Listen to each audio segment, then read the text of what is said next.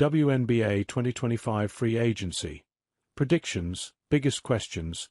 More free agency looms, but things had been relatively slow in the WNBA world.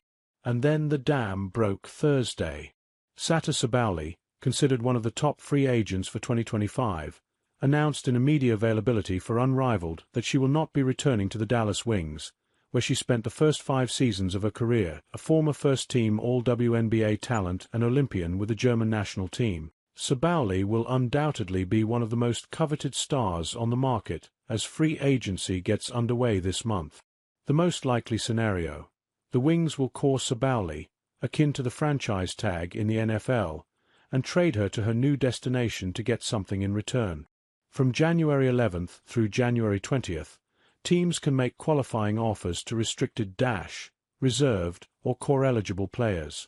Negotiations officially begin January 21st, but players aren't able to sign deals until February 1st. How much change could we see across the league? Which other players might be on the move? And which teams could look drastically different in a few weeks? We're about to find out.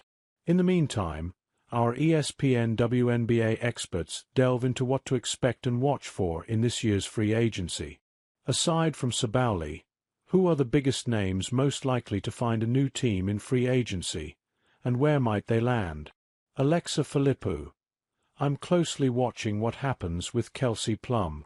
Las Vegas Aces fans haven't had to stress about free agency in recent years since the team's core four always signed contract extensions before they hit the market. But Plum didn't do that for 2025. There has already been so much turnover in Las Vegas, with the departures of Becky Hammond's assistants in Natalie Nakase to Golden State and Tyler Marsh to Chicago. Perhaps Plum will be the next major figure to leave, but likely not without the Aces first coring her so they can get something in return. Kevin Pelton. Jewel Lloyd isn't a free agent, but her trade request puts her in this group. Where Lloyd lands could depend on other movement. If Plum pushes to leave the Aces, for example, Lloyd would be a logical replacement in a role similar to the one she played when Sue Bird and Breanna Stewart were teammates in Seattle. Alternatively, a homecoming for Lloyd in Chicago would give a guard counterweight to the Sky's young post duo of Camila Cardoso and Angel Reese, or Lloyd could give the Golden State Valkyries a proven face of the franchise. Michael Vopel. Brianna Jones, who has spent her 8-season WNBA career with the Connecticut Sun, is the kind of consistent, dependable veteran post player who could be a key player for a team looking to make a championship push. Perhaps the 29-year-old could reunite with her coach with the Sun the past 2 years, Stephanie White, in Indiana. The free agency decisions of her Sun teammates Alyssa Thomas and DeWanna Bonner will also be closely watched.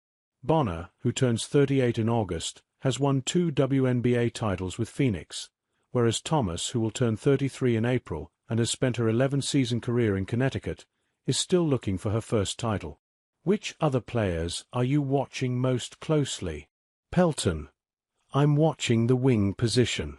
Free agency is flush with young point guards and veteran post players, leaving wings, particularly strong defenders, as the most scarce commodity.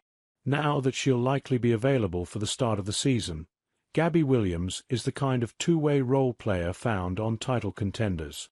Teams that can't land Williams will likely look at 3-time Aces champion Alicia Clark and Kennedy Burke, who helped the New York Liberty to last year's title while playing for the veteran minimum, as 3&D alternatives, unless they can figure out a way to get Dejanai Carrington as a restricted free agent.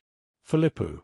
It's possible that Connecticut's big three, Thomas, Bonner and Jones, all move on from the organization, meaning we're in for an entirely new era of Sun basketball beginning in 2025. While Bonner enjoyed a lengthy career in Phoenix before arriving in Uncasville, Thomas and Jones have never played for another team, so seeing them in a different uniform would take some getting used to. Then there are players such as Diana Taurasi and Elena Del Don. Taurasi's 2024 campaign was deemed potentially her last, but the 42-year-old great has yet to announce her decision on whether she's retiring or will return to play her 21st WNBA season. Del Don, 35, has been in a sort of limbo after sitting out the entire 2024 season. What comes of her and her playing career? Vopal Sabally turns 27 in April and is in her prime, but she also comes with a big question due to the injuries she has dealt with for much of her career with Dallas. She played 38 games in her All-WNBA first-team season in 2023, but less than 20 games in each of her other 4 years in the league. Does a team such as Indiana put together a trade offer for Sabally as a key contributor toward a title? Or has she told the Wings about where she prefers to go?